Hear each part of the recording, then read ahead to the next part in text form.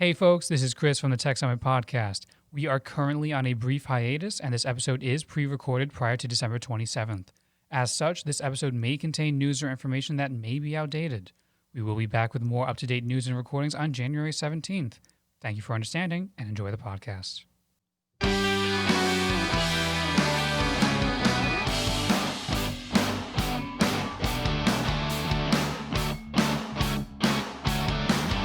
And welcome back, everybody, to the Tech Summit podcast. My name is Francisco. I'm Chris. And if you're curious about other types of social media, then you can definitely find those below if you're watching on YouTube. However, if you're just listening on other podcasting platforms, just do make sure to check out the description for other social media links. And yeah, we would love to see you over there as well. But with that said, tonight's episode is going to be a relatively chill episode, and I'm definitely excited just to waste a little bit of time, so let's go for it. Let's waste all kinds of time. Now, of course, as noted in the beginning of this particular episode, this is in fact a pre-recorded episode prior to December 27th. So, but I feel relatively confident in saying, Francisco, that your search for a PS5 remains fruitless. Oh yeah, for sure. I get shamed for this every week. Of course. And it never goes away. But I'm not that upset about it this time around. I'm willing to wait until next year to get one. I don't care if it's February, March, whatever. I am perfectly fine waiting until then because the hype kind of just died out for me. The time to really make content around the PlayStation 5 for me, at least as a tech channel, not as a gaming channel, also kind of dwindled off. Since now we are kind of a little bit far into it. So honestly, it's really not that big of a deal right now. And my excitement for playing Demon Souls also, I feel like it can wait now versus before when I absolutely positively had to play Demon Souls. Well, let's build up some of that hype again because I actually got hand of a PS5 to play for a period of time. My friend who already had a PS5 decided to bring it on over to my place and let me take it for a little bit of a spin. So, was it the disc edition or all digital? All digital. Oh, okay. I'm not that upset. Well, he wanted the all digital because he doesn't really get physical games very often. Usually it's only digital anyway. So, Got it. Yeah. One positive that came out of that, by the way, is that he gave me his copy of Gravity Rush physical on PS4, and it turns out that's one of the rarest games on the PS4 library. So, oh yeah, everybody wins here. Yeah. So I'm gonna play through that and then probably flip it, and then we split halfway between the two of us. So it's like I don't need this antiquated game. All right, fine, I'll sell it. No, he has the game digitally now. That's all. Oh, okay. He just rebought the game digitally because he's not gonna be able to play it on his PS5 with the disc. It doesn't matter. So it is still available digitally then. Yeah. Okay, that's cool. You see, like now I think it is an alright question to ask. Oh, is it still available digitally because of like the whole antics that Nintendo is now pulling, saying limited time digital sales for certain games like that Mario collection and the Fire Emblem game. That's right. Games. Mario 35 as well. Mario 35. That's right. The Mario Battle Royale game that we didn't realize we needed. It actually is pretty good though. Are you talking about? Wait, was it an actual Battle Royale game? Yeah, Mario 35 is a sort of battle royale where you have to complete the courses and stuff like that and sort of stop other people from completing theirs. Almost like Tetris 99, kind of. So it's not really like a fighting game. No, it's not like you're jumping on each other. It's not that. Oh, I mean, in 64, they used to punch too and do stuff like that. So I was kind of thinking more like that. No, you're not throwing Cappy or anything like that. No.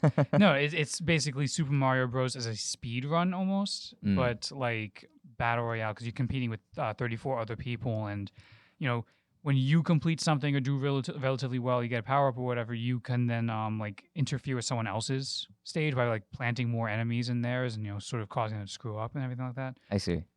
It's weird to explain, but it's honestly more fun than it sounds. Okay. It is. Like, I mean, that sounds good to me. Like, it does sound like it would be pretty fun to play. Yeah, no, the problem is just that's only a limited time. You only have until March 31st, which, of course, as some people may know, is the end of the fiscal year for a lot of game companies and most companies, honestly, really.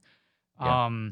So we're all trying to figure out when it comes to Nintendo, why is it that A, these games are going to be limited time only, Hmm. but B, why are they all running out at the end of the fiscal year? Well, I mean, like as you said, they probably just want to end the fiscal year on a bang because if they make these sales limited time only, then it means that people are going to rush to buy it even if they weren't ready to yet. So Which is kind of weird when you think about it, because you would have thought that Animal Crossing would have their fiscal year fully covered. It's not like, I mean, granted, yes, Nintendo didn't really have that many big games this year at all, but Animal Crossing was the biggest one. So like, you yeah, know, yeah, I can, sure it I can came. agree with I that. mean, like, sure it came out before their last fiscal year ended, but the Uh-huh. sales continued well after the next one started.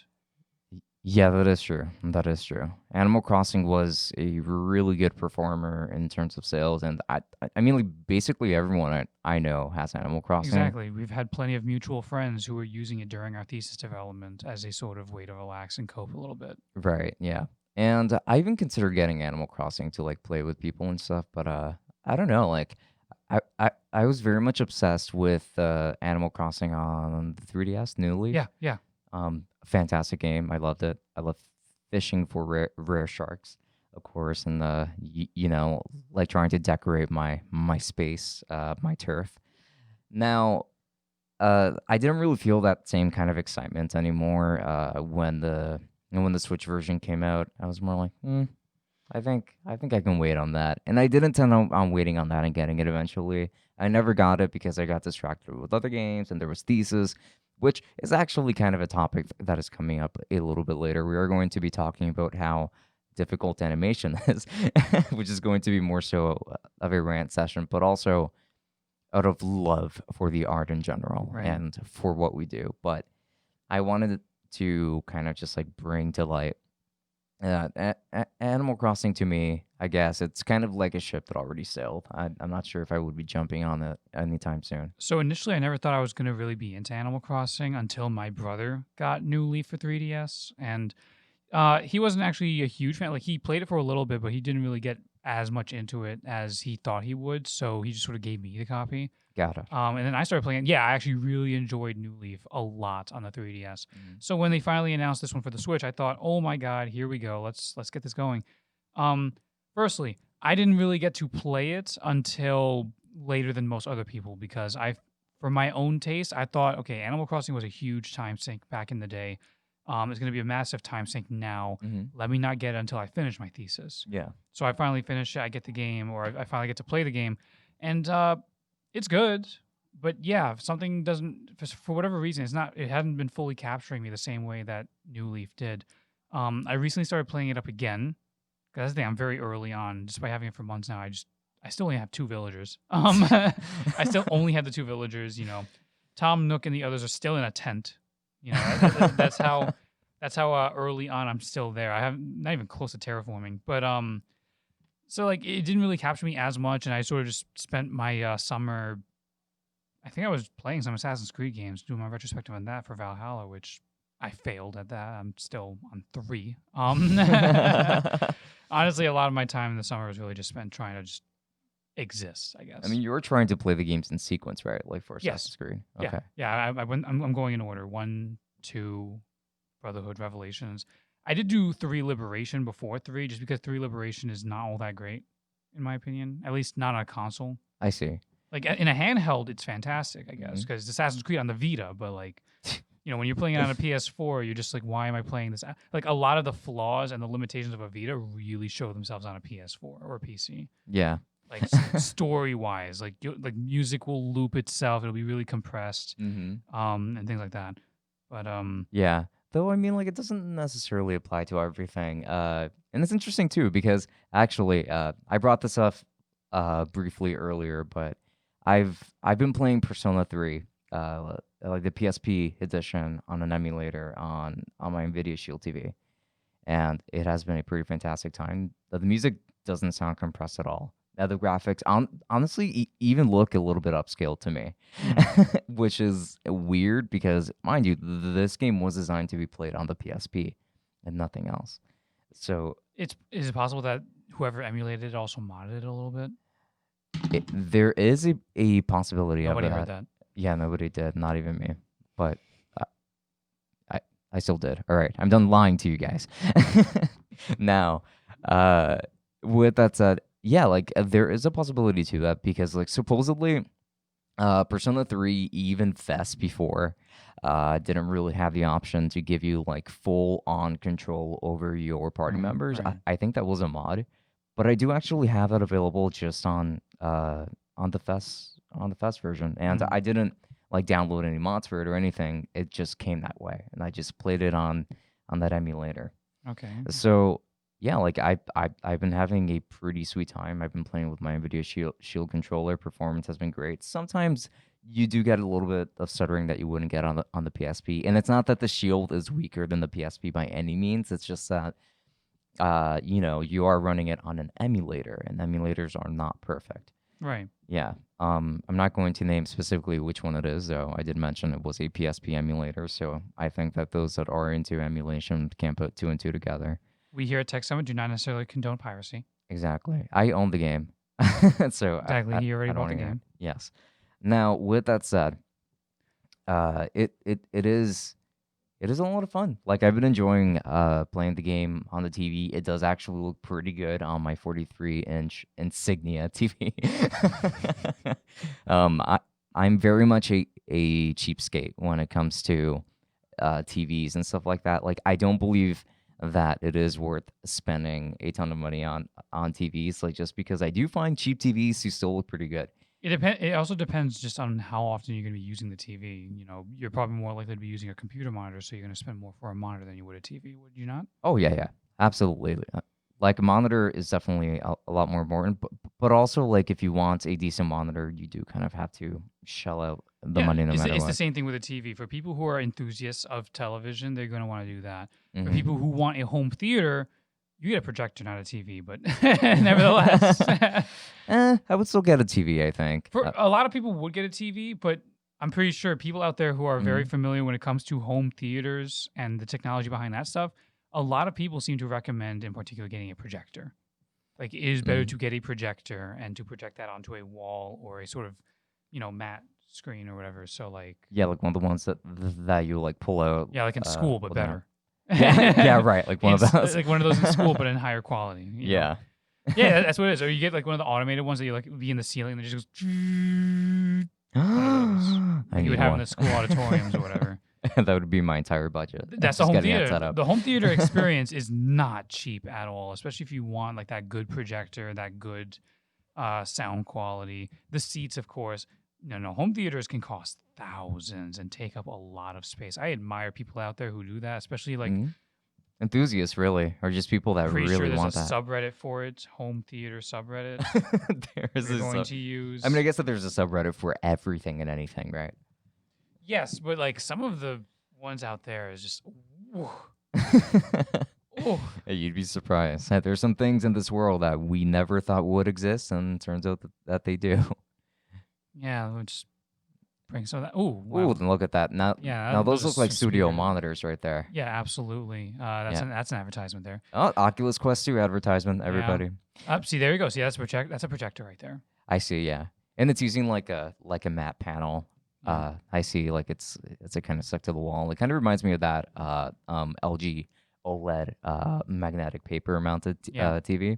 I do think for a lot of home theaters, they have to be built like the entire room would have to be constructed specifically with a home theater in mind. Like this one example. Yeah, like you need a surround couch to go with your surround audio. Exactly. Which I'm only half joking about. Right.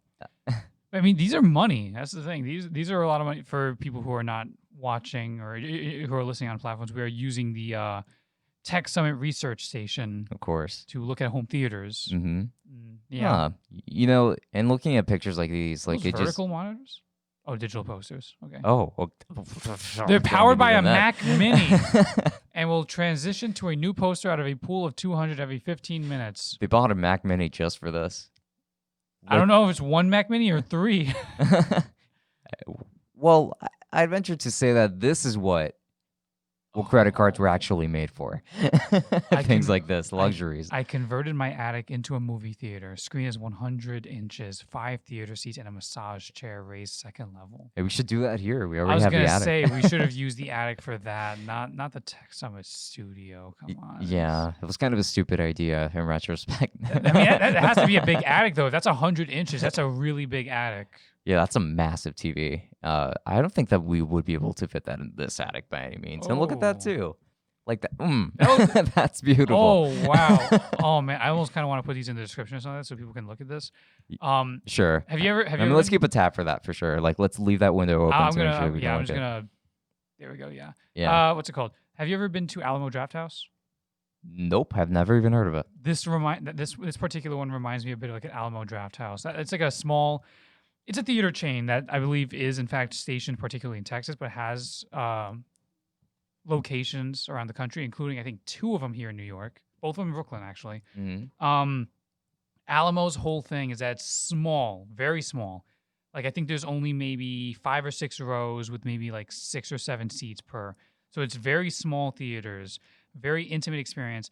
And you have waiters and waitresses that are giving you like a menu and will deliver your concessions and food to you.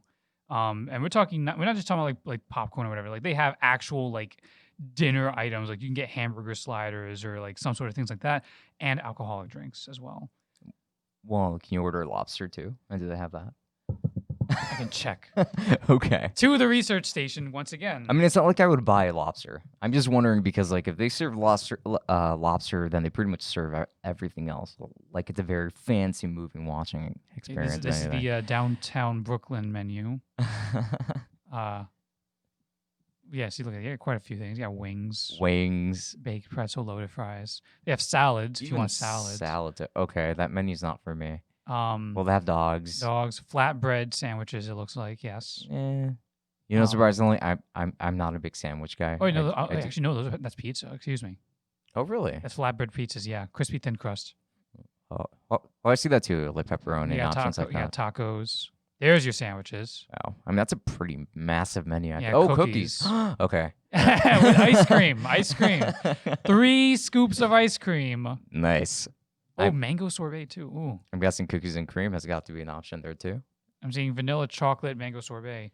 Or the Tech Summit ice cream. Oh, I should release that as a product. Peanut butter cookies. Oh, cookie trio. You can get 3 different cookies. Oh, that sounds incredible. Of course, yeah, that's the food menu, and then you have the drink and spirits menu. I love how each one has like its own poster your too. Shakes. You have each category. Cocktails. Look at that. They're rated.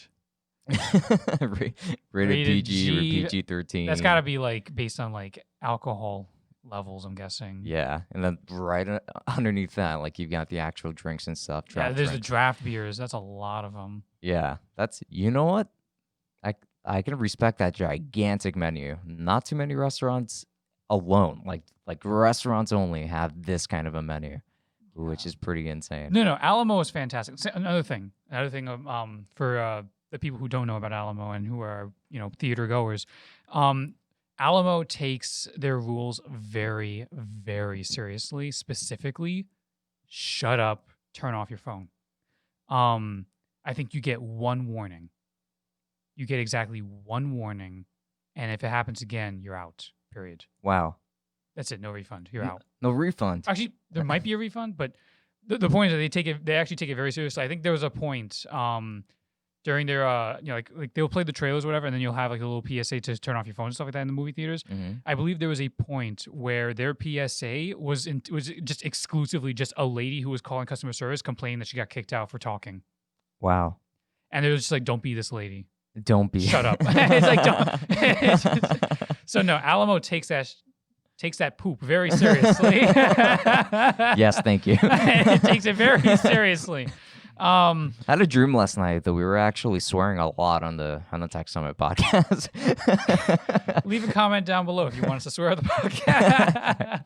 I mean, your wish will not be granted if your answer is yes, but it's nice to know the opinions at least, I guess. So we can disregard them afterwards. But no, with that said though, I did also kind of want to talk about, like, yes, we are like drifting off, but I did kind of want to talk about animation here. Considering that, as you mentioned earlier, there are actually a lot of movies coming out, especially from Disney and Right. stuff. And I just find that it is very interesting how Disney has made almost a full-on transition from 2D animation to 3D animation. Right. And we're now like pretty much all of their films are just exclusively 3D animations. And when they partner with Pixar. It is exclusively 3D at the moment. The last, I'm just going to take this keyboard over here. Oh, yeah, sure. No worries. The last 2D animated film that Disney put out in theaters was Winnie the Pooh in 2011. 2D? 2D. Oh, like the last 2D. Wow. I mean, I'm even surprised that, that they released the Winnie the Pooh film at that time. Everyone forgets about Winnie the Pooh. Everyone thinks the last 2D was Princess and the Frog. It was Winnie the Pooh. I think it came out the exact same, either the same year or the year before Wreck-It Ralph. Oh, I see. And Wreck-It Ralph was definitely 3D. Like it was right. It was right between Tangled and Wreck-It Ralph in terms of like release. I see. Now, and it bombed. That's the thing. It did not do well at the box office at all. And Winnie the Pooh? Yeah, Winnie the Pooh did very badly. And so yeah, for Disney Studios, they're like, oh, really? Didn't do all that well? I don't know. I mean, Tangled did very well beforehand, and now this movie's bombing. And then Wreck-It Ralph does okay. And then Frozen comes out the year after that, and then they realize, okay, yeah, this is where we're going. Yeah, like we have to do 3D. Highest grossing animated film of all time. Up until recently. Yeah. Up until recently, where it got surpassed by Frozen 2. And technically, I remember when I was asked to watch Frozen, but continue. Technically, the highest grossing animated film, technically, is the Lion King remake.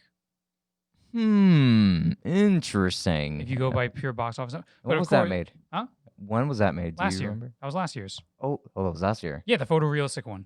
The one that people would say is the live action Lion King, even though none of it is live action. Oh, I thought it was live action too, actually. Yeah, I know. Okay, that must have been. They really got those lions to really move their jaws around like they're speaking. It was very impressive that the lion tamers were able to get that done. It's you know what? You do make a very good point. I suppose I was very naive.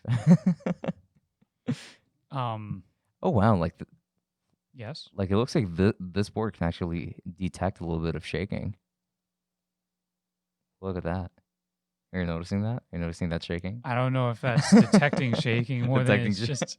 I think that's just we're just in trouble there. Oh no! I mean, let's hope not. Let's hope not. We're entering the Matrix. But yeah, no. So yeah, Disney. I mean, a lot of big major animation studios have shifted over to 3D because it does make more money. It just does at this point. Yeah. It's really unfortunate because I know you're a 2D guy. Mm-hmm. I really like 2D as well. Yeah. Even though I work more in 3D myself. Yeah. It is really unfortunate though, but it just makes the money is what it is. Like, it does. Like 2D movies did not make as much money towards the end. Again, Winnie the Pooh kind of bombed itself. Mm-hmm. I'm trying to remember how The Princess and the Frog did. Let me double check that.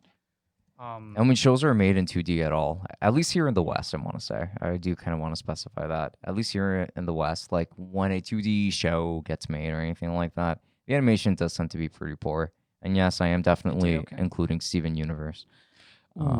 Shots fired. Yeah, shots fired. What's it called? Yeah, I mean, obviously, and of course, we should note 2D animation in feature film is still very much alive in other parts of the world. Yes. Even if we exclude the obvious anime in Japan, Europe has a lot of 2D animation being done for feature films. Ireland and France in particular has worked a lot when it comes to this particular studio. I'm trying to remember the exact name. I'm doing a lot of research here.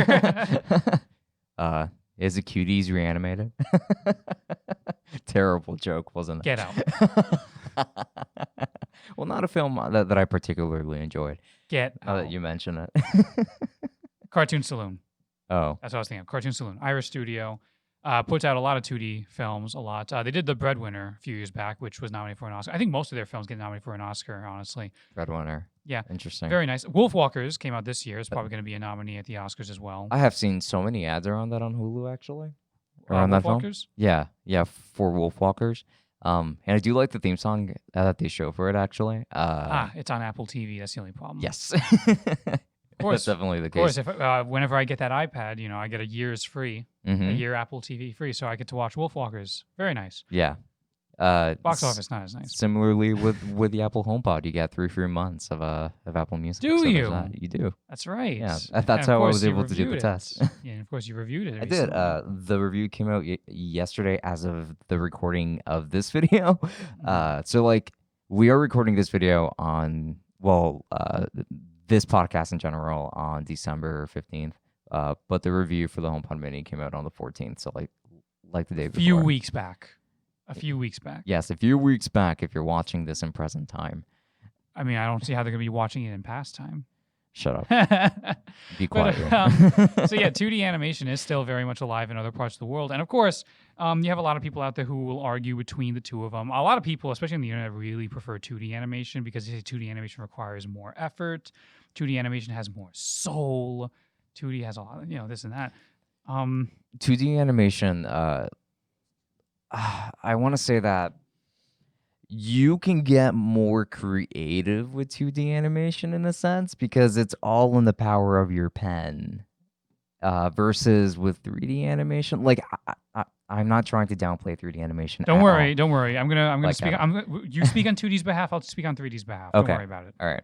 So like when it comes to 2D, you can get pretty much as creative as you want, like squishing and stretching and things like that. Like you can make it as crazy and intense as you want, which is one of the many beauties within 2D animation versus 3D animation, which I feel like a lot of the times it is more stagnant. But I do feel like that's more so for like the animations that are meant to look more realistic versus the ones that are meant to be more cartoonish, because obviously there's definitely like a lot of squashing and stretching in a lot of 3D films. I can definitely name a bunch. I was about to particularly say from Disney. I was gonna name. So actually, when I think about 3D animated films that really exemplify classic 2D squash and stretch and all those animation principles to the fullest extent, I actually think of Hotel Transylvania. Yeah. Actually, I know a lot of people. I think that's a good point. The films themselves are just kind of, not a lot of people are fans of them. But when you think about the animation itself, it is very like evocative of like classic cartoons with the squashing and the stretching and the movements and all that stuff. It is no surprise that the same guy who did those Hotel Transylvania movies was then trying to get a Popeye film off the ground. Yeah. Which unfortunately got passed on in favor of the Emoji Movie. Ugh. The less said, the better. Well, neither needed to be made, in my opinion. I think honestly, the Popeye film actually looked very nice when it comes to the small little test demo he more or less did, like a proof of concept. It actually looked very nice. I see. So I would have totally been on board with that. I'm more so like, I mean, I didn't really enjoy Popeye all that much as a kid. Okay. Yeah, like the message with every episode ended the same. Eat your spinach. Yeah, just eat your spinach. I'm like, ill. Don't tell me what to do, Popeye, as I'm eating a lollipop. I know. It's kind of weird to be getting health advice from a man who's always smoking a pipe, but the ironies. Pachoo, there you go. But hey, he's still eating his spinach. He gets really strong though. He's able to lift up boats and like beat people up. Yeah, he's a healthy eater. Don't get him wrong. Okay, he's just he's a character with a lot of nuance. That's it. Now, I do want to give a lot of credit to 3D animation though, because I mean it's made a lot of strides, and even then for like a very long time. When the early Toy Story movies came out, even just with the first one, like wasn't that like either very late 90s or early 2000s? First Toy Story? Yeah, first Toy Story. 95. An impressive technical marvel beyond, and that's just like downplaying it, I would say. Like when it comes to 3D animation, it is absolutely beautiful what they were able to accomplish at the time, and what film studios are able to accomplish nowadays with 3D animation is also very, very incredible. Right. And that even goes into the realm of games. I want to reference the Final Fantasy VII Remake in particular. Of course. Too many particles to not Francisco's love it. Game of the Year. Yes. Francisco's choice for Game of the Year. Admittedly, game number 2 would be Dragon Ball Z Kakarot. Fight me in the comments below. But with that said, no, yeah, like I do want to give a lot of credit to 3D animation because So yeah, I was about to say like I'm gonna come in here for 3D now. Go for it.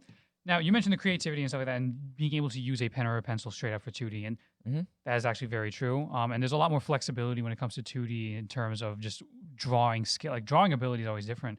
Mhm. That said, I do feel like 3D also can have their own individual styles and tastes and stuff like that. Absolutely. And there's a lot of creativity that can be found in 3D if they put the effort into it. Mhm. You just to use the example that everyone likes to use nowadays, Into the Spider-Verse was a large mixture of 3D, like it's base 3D, but then applies all kinds of filters and some hand-drawn stuff as well on top of it to make Mhm. that sort of image that they did and make it look like a comic book. Yeah. They also did a lot of animation techniques, like animating on 2s or 3s, depending on like what the action on screen was supposed to be. So Spider-Verse is just a groundbreaking film. It's one of my favorites, honestly, straight up. It is a technical marvel. Yeah, But for sure. what I'm saying is that part of the problem when it comes to 3D is that the major studios who are doing 3D are also playing very safe a lot of the time. Mhm. Disney and Pixar, well, at least Disney gets a slight pass because Disney always had that particular style to them to begin with. Mhm. So it's kind of expected that most of the Disney films will look very similar to themselves. Yeah. Um, So it's a little hard to notice on the Disney side. But like a lot of other 3D studios will often sometimes be a little less inspired when it comes to the art design because they want to go with. Thing is, a lot of these films from these major studios, and I don't want to name any studios, Illumination, but they are often mostly focused less on artistic value and more on things that will be appealing and cute.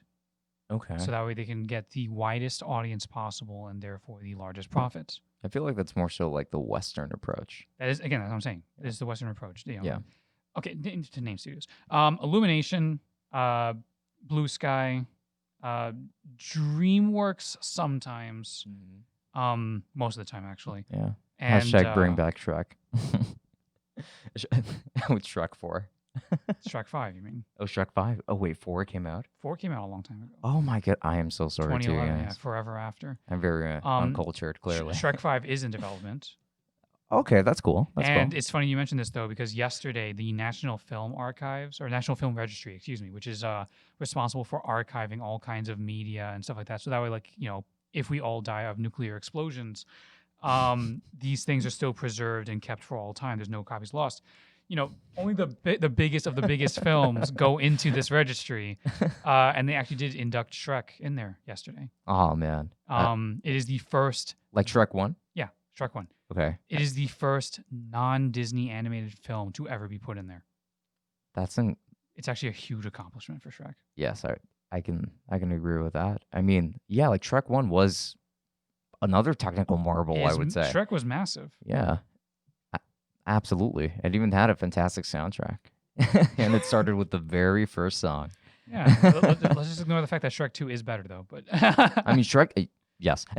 I do agree. I do agree that Shrek 2 is better. And But, Shrek 3 was definitely an adventure. I think I've enjoyed Shreks 1 through 3. Granted, I didn't even know that Shrek 4 existed. So I never watched it. I don't know if I would have enjoyed it, but I probably would have. Right. But I also, of course, so the point is like 3D can be extremely creative. The problem is just that a lot of the major studios tend to play it relatively safe or try to capture the widest audience possible, as opposed to deviate and do different styles just because, like in 2D, you can get away with that a little bit more because it'll often be like a TV series or like a web series or whatever it is that is specifically targeted towards one demographic. But to use Illumination, for example, with the Minions or Despicable Me, they need to capture the widest audience possible for the biggest profit. So they're going to play it safe with their character designs. yeah. And of course, Illumination also runs on a much smaller budget in general. Not sure if people here are familiar when it comes to movie budgets, or at least 3D film budgets. But for a film to cost less than $100 million to make means that there's a lot of shortcuts being made. 3D film is extremely expensive. And if it is not expensive, then it is going to look cheap.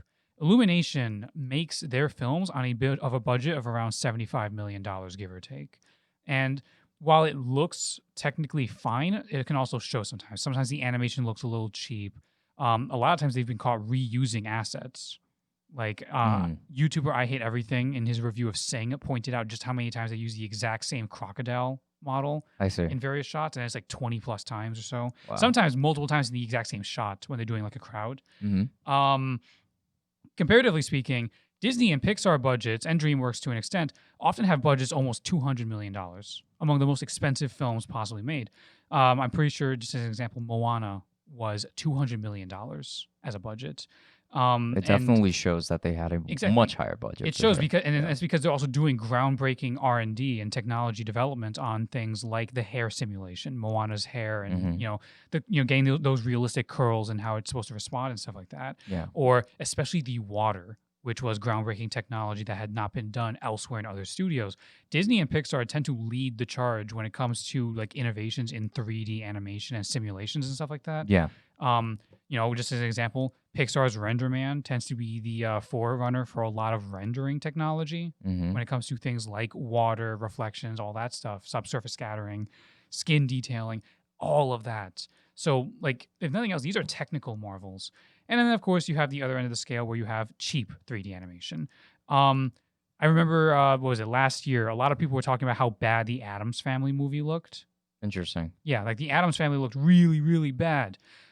Fun fact, you guys, the budget for that film was still $50 million, significantly higher than a lot of live action films. Yeah. And this is the same studio that also did Sausage Party, and I'm sure a lot of people were wondering how that, what happened, because Sausage Party looked fine, Yeah. relatively fine. It looked on par with Illumination. Mhm. What happened between Sausage Party and the Addams Family, and why is it that Sausage Party looks okay while the Addams Family looks extremely cheap and low quality? Simple. They started paying their animators. Sausage Party had a budget of $19 million, Okay. which $19 million is Way lower. extremely cheap for 3D animation. Like $19 million would give you like a 30-minute Barbie 3D special at best, usually. Or Wow. to put in perspective, $20 million was the budget for Norm of the North, if anyone remembers that particular abomination. And Norm of the North looks really bad. So how is it that Sausage Party can cost about the same, if not even slightly less, while looking so much better? Easy. They crunched their animators. They didn't pay them. Okay, so that's what happened. They overworked and underpaid their animators and then threatened to blacklist people who complained about it. Wow. So, See, now that's very scummy for sure. and they got in trouble for that. Yeah. So next time comes around, they're going to make a movie. First off, they have to raise the budget, of course, because they have to pay their animators properly. Yes. And of course, because they are only paying them $50 million total, yeah, the budget's going to, the quality of the animation is going to take a hit. Animation is very hard. Very, very, very hard. They I both want to have say. their challenges. Yes. The one thing I Yeah, but never they're liked, big challenges, I would say. they're extremely big challenges, Especially if you're working on your own. and it's different challenges across mediums as well. Yes. Like one thing I never really liked is how a lot of people will say that 2D is better because 2D takes more work and 3D is being lazy. I disagree with that notion. I hate that. Yeah, I don't think that it's fair because 3D, like, look, I can't do 3D animation because I simply never got around to the many technicalities and the many problem solving and troubleshooting that you have to do as a 3D animator. Mhm. I recognize that, at least from what we had to deal with back in school, a lot of that time is spent fixing issues, and I can understand how that might even feel like a waste of time, like you're not actually like getting into the crux of doing what you're supposed to do because like you're busy fixing that one extra vertex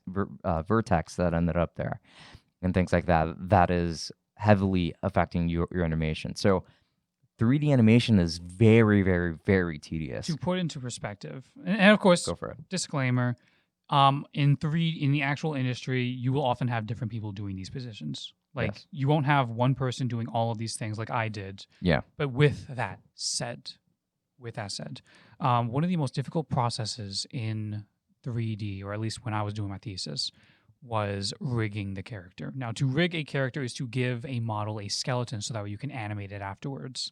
So of course, let's ignore the fact that you have to make that model to begin with. Yeah. And it took me a long time to make that model, to work on the face, to work on the hair, to work on the body and the clothing. All of that takes a lot of work, a lot of trial and error, and a lot of conceptual stuff in the same way that 2D could have the same thing. Except in some cases, it can even take even longer because with 2D, you draw the character, you draw it in a couple of angles and stuff like that. And, you have your character idea brought down, and then you start getting ready with doing like, the character animation itself. With 3D, you have to sculpt that character. Then you have to re-topologize that character to make sure that when it is time to rig it and animate it, there's no vertices that are like splitting out some other direction, or like a piece of the face that sort of scrunches up on each other or whatever. Like you have to make sure, for example, that your edge flow for your 3D character follows the mouth properly, so that way the mouth can move properly. Same thing with the eyes. It has to look like almost like a Sly Cooper mask in order for it to be able to blink and move around properly.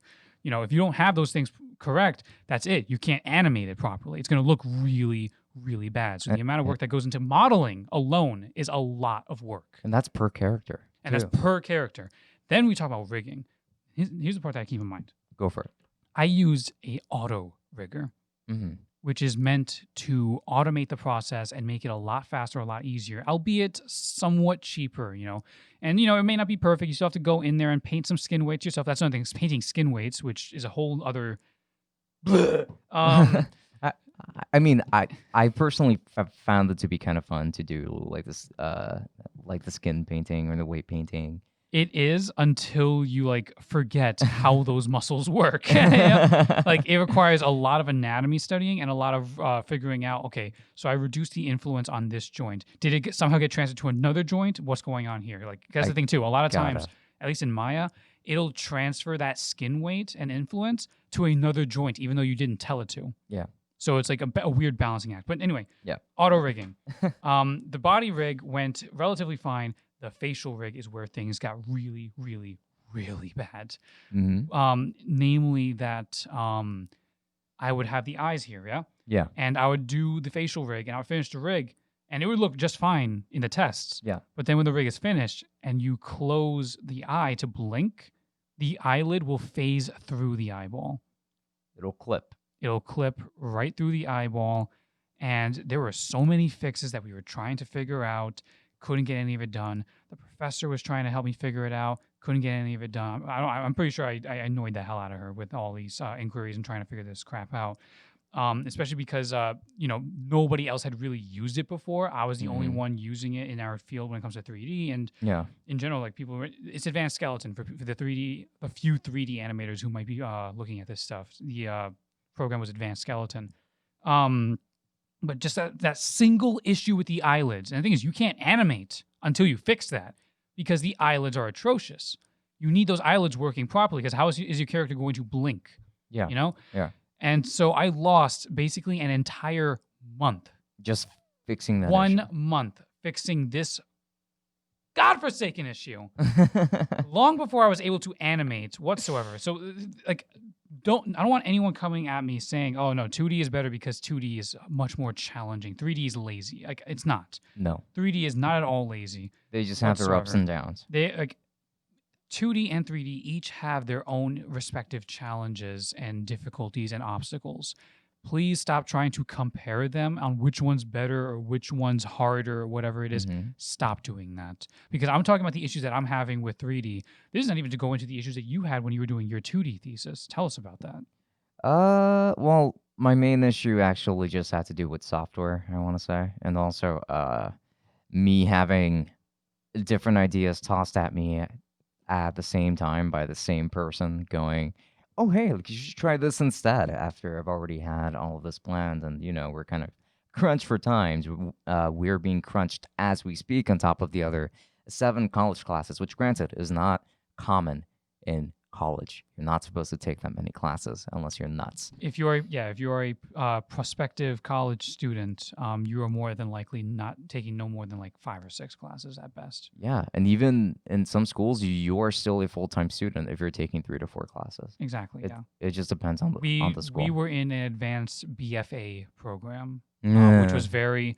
Yeah, quotations. We have our own issues. We have our own issues with it, but nevertheless, it was a accelerated program that was trying to crunch 4 years of education into 2. So yeah, so imagine that. Most schools get 2 years to work on their thesis, to do planning, and everything like that, like storyboarding. Because remember, like when it comes to animation, there's a lot of pre-production that comes into it first before you can even get into the actual production. Things like screenwriting. You have to make an animatic character designs. You have to make sure that your story makes sense, that the dialogue actually flows, and things like that. If you're even going to have that. Now, the one thing I'm trying to mention, because you're talking about the challenges that you had when it comes to like creative control and stuff like that. Yes. But what about the fact that because you in particular were animating frame by frame, Yeah. which not a lot of people, even in our program, were necessarily doing. Some people were doing it, more like with like a Toon Boom, almost like a Flash kind of deal, or Yeah. a lot of people would actually do that. You went frame by frame, Yes. which means you had to draw each and every single individual frame. And what was it, a 5 minute or so short? Yeah, there were thousands and thousands of frames on there. Was that drawn not at by all me. a challenge? Was that not at all a challenge to That was you? a massive challenge. Okay, then tell us about that. I have to say that I've spent pretty much every single day working on that thesis from early February to, I want to say, mid-May. And I really truly mean every single day, almost all day. On school days while we were working online already, since we were on lockdown, I was I was waking up at like 8 in the morning to make sure that I would at least by 9 be able to start animating, and I would usually just not be able to take it anymore by around 9 or 10. So like 12 hours in, I would have to eat and animate at the same time in order for me to get the project that I wanted across. Right. And even then, like I was still getting a lot of pushback, like, hey, like you should try something else. Like you should maybe go in a different direction. And every time that I heard something like that, and it's not that I'm not open to suggestions at all. It's just that, it's kind of late for suggestions. Like at this point, I just have to get this done. I don't have time to think about these changes anymore. So here, I just had to learn to say no. Right. And to be like, no, I'm just going in this direction. I'm going to do what I set out to do from the start, and I'm going to deliver on the project that I want to deliver on. Whether it takes like genuine suffering for months, I will deliver on what I want to do. Mm-hmm. And I have to say that I'm very happy with the project that I ended up delivering on in the end. And I also learned a lot about animating and the process, a lot more than I have throughout my entire 2 years at that school. To be completely frank, because we only had one semester of 2D animation, and we have every single semester of 3D animation. Which even itself was kind of... Yeah. But, like, still, they made it very clear, indirectly, but still very clear that just, 2D is just not that important here. 3D is where it's at. And, for 2D artists, that can certainly be pretty demoralizing to an extent. Like, it's almost... Yeah, like, you would just think to yourself, like, will people even like my film because it's in 2D? I do think it definitely benefits, though, because, like, in our class, it was a majority of 2D artists, honestly. So, like... Was it? I feel like it was kind of split in half. No, I don't think so. Well, I think it was mostly 2D artists. You had a couple of people who did stop motion. And then you had a couple of people who did 3D, and then a couple of people who did games. But, like, I think nearly half of the class was, like, 2D people. I mean, I guess that's a head count to be done later on, but I am actually curious about that. Very. Now, there were some very impressive 2D animations that came out of our program that semester, for sure. And that's awesome. Exactly. Absolute kudos to everyone who was in our class. Some of them may actually be watching this podcast, and if so, yes, by all means, kudos. Absolutely. Absolutely. We miss you too. Can't wait to see you guys again when everything starts to blow over a little bit. And of course, until then, I really just wanted to get the message across that no matter what medium you're working with, even if it is just stop motion is still very difficult. But, extremely. Yes. Animation in general is just very, very, very, very difficult, no matter what medium you go with. Extremely hard. And do not undermine people who work on these things. Do not talk down to them. Do not say, oh, wow, this looks really bad when the budget is kind of low. Because, again, you need to pay your animators for all of the work that they are doing. Yes. If you cannot pay them, you're going to get a lesser quality product. But with that aside, just one final message.